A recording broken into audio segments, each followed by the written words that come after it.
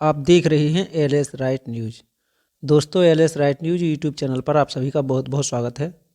दोस्तों, आज आपको इस वीडियो में बहुत ही महत्वपूर्ण जानकारी देंगे और बताएंगे कि भाजपा सरकार 2016 में, जब भाजपा की सरकार नहीं थी, तब 2016 में इन्होंने एक रैली की थी। उस रैली में दोस्तों राजनाथ सिंह और अमित शाह आए और उन्होंने संविदा कर्मचारियों की बेहतरी के लिए दोस्तों ये रैली की, और इस रैली का नाम अधिकार बचाओ रैली था। और इसमें बताया गया था कि सभी संविदा कर्मचारियों को हमारी सरकार बनने के बाद स्थायी करेगी।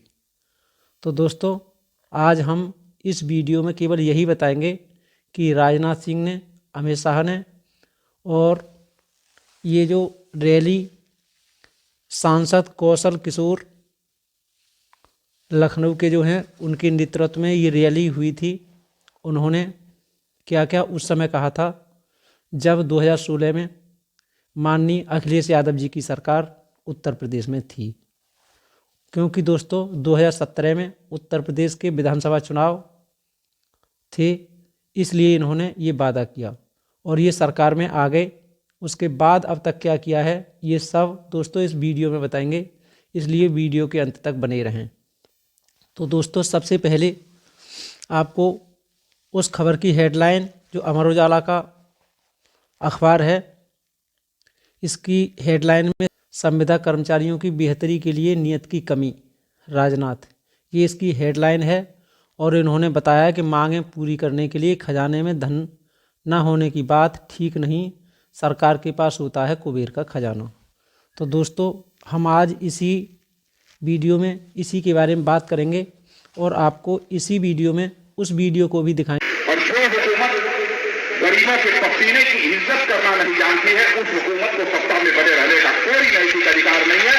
यह हमारी मांग है। यह कोई नहीं कह सकता है, यह कोई नहीं कह सकता है पैसा नहीं है, पैसा नहीं है, पैसा नहीं है। मैं भी सरकार मुख्यमंत्री के रूप में चला चुका हूं और मेरे बहनों भाइयों, मैं जानता हूं कि सरकार का खजाना या कुबेर का खजाना होता है। सब कुछ करने के लिए नीयत चाहिए, पैसे की कोई कमी नहीं होती। हाँ, इसे मैं स्वीकार करता हूं कि वह नीति क्या होनी चाहिए, क्या मानदंड होने चाहिए, यह सरकार बैठकर लोगों से बातचीत करके फैसला करे। यह मैं चाहता हूं। हम ये नहीं कह रहे कि मनमाने तरीके से जो हो अपना करते चले। यह आवश्यक नहीं है। कोई ज्यादा मांग करता होगा तो उसके साथ, उनके प्रतिनिधियों के साथ बैठ लें, आपके लोग बैठ लें, बातचीत करके जो भी एक सम्मानजनक जिंदगी जीने लायक जो कुछ भी हो सकता है वो करने की कोशिश हर सरकार को करनी चाहिए। हमारी यह मान्यता है। और मैं राजनाथ सिंह, जो इस समय गृह मंत्री भारत सरकार हैं और 2017 से राज्य में भाजपा की सरकार है और केंद्र में 2014 से, और दोस्तों अभी 2024 तक भाजपा की ही सरकार है। और दोस्तों, जब उस तरह से उस समय यह बोल सकते हैं, लेकिन जब करने का नंबर आता है तो दोस्तों ठीक उल्टा करते हैं। तो सबसे पहले दोस्तों आपको ये बता दें कि केंद्रीय गृह मंत्री राजनाथ सिंह ने पूर्व यूपी सरकार पर हमला करते हुए संविदा कर्मचारियों की बेहतरी के लिए धन की कमी नहीं है, कमी है तो बस नियत की। ये रविवार को झूलेलाल पार्क में सभी विभागों के संविदा कर्मचारियों, निःशक्तजनों को अधिकार दिलाओ रैली में संबोधित कर रहे थे।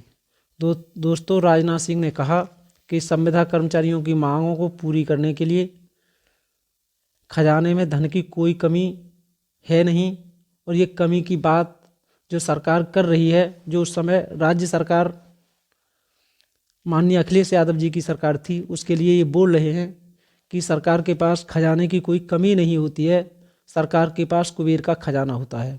उन्होंने कहा कि संविदा कर्मचारियों की बेहतरी के लिए नियत हो तो पैसे की कोई कमी आड़े नहीं आती। केंद्र सरकार को आमदनी में से 32% धन राज्य सरकारों को दिया जाता है, इससे 10% बढ़ाकर 42% कर दिया गया है। दोस्तों, उन्होंने ये भी कहा कि संविदा कर्मचारियों के लिए नीति बनाए राज्य सरकार। राजनाथ सिंह ने कहा कि संविदा कर्मचारियों के लिए नीति और मानदंड क्या हों, राज्य सरकार को इस पर फैसला करना चाहिए।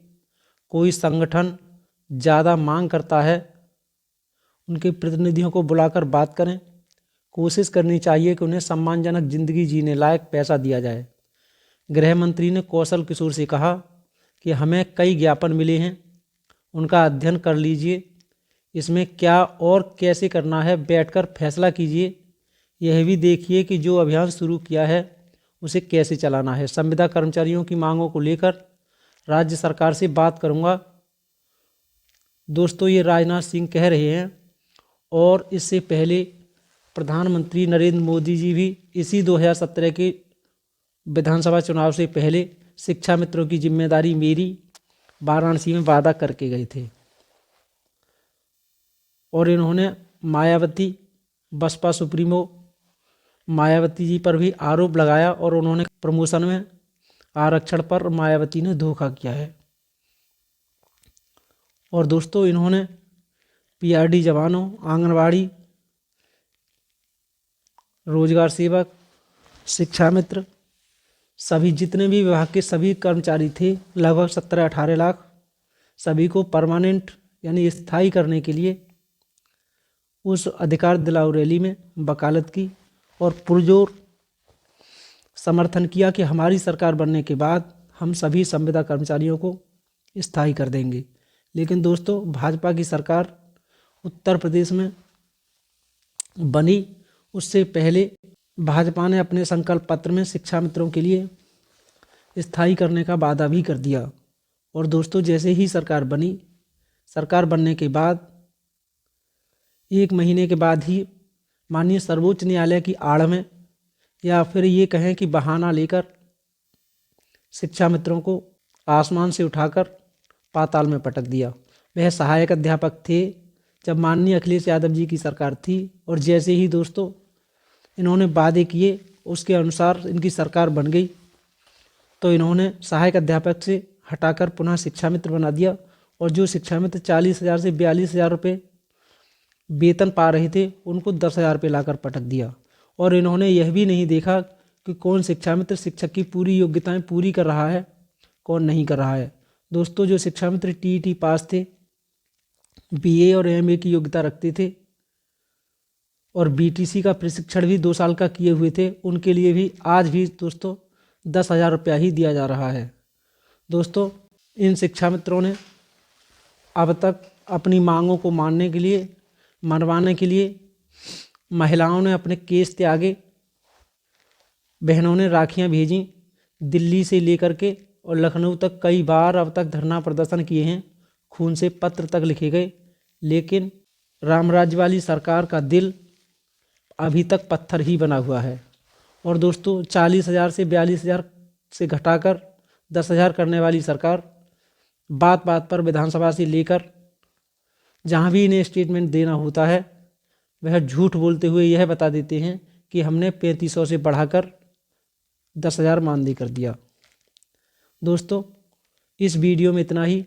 इसके बाद हम एक अगली वीडियो लेकर आएंगे और उसमें बताएंगे कि 2017 में इस तरह से संविदा कर्मचारियों के साथ धोखा किया गया।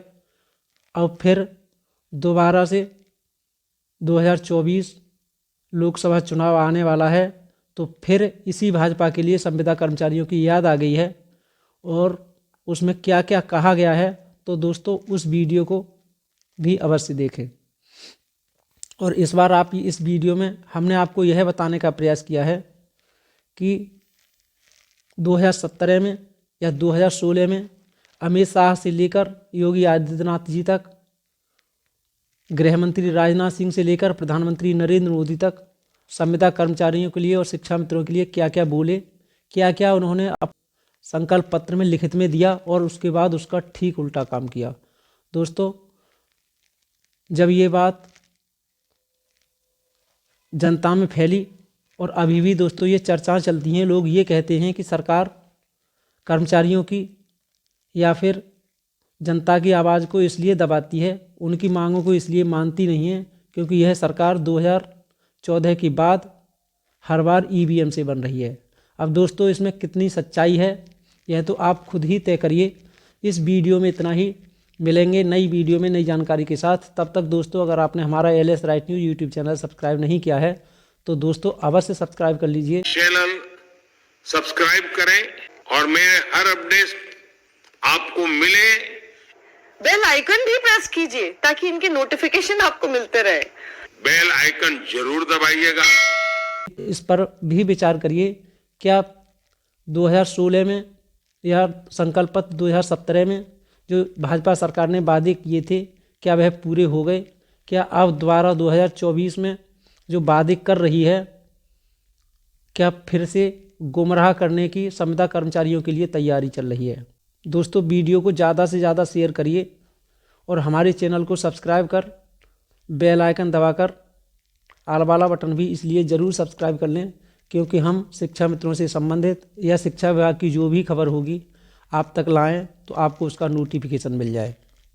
दोस्तों मिलेंगे नई वीडियो में नई जानकारी के साथ। और हाँ, हमारे इस वीडियो के बारे में और बार बार हर चुनाव पर किए गए भाजपा के द्वारा अपने इन वादों के बारे में आपकी क्या राय है कमेंट बॉक्स के माध्यम से हम तक अवश्य पहुँचाएँ। मिलेंगे नई वीडियो में नई जानकारी के साथ, तब तक दीजिए इजाज़त। नमस्कार, जय हिंद, जय भारत, जय संविधान।